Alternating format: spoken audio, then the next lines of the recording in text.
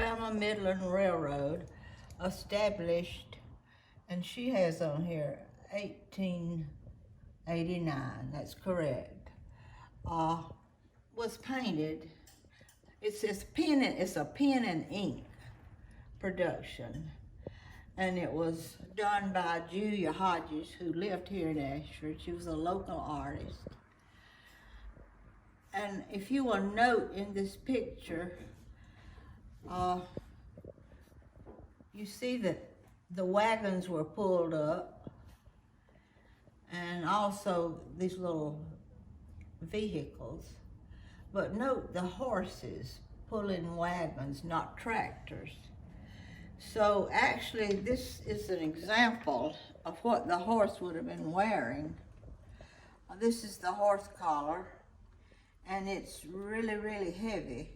These shine up really good. They're brass, solid brass.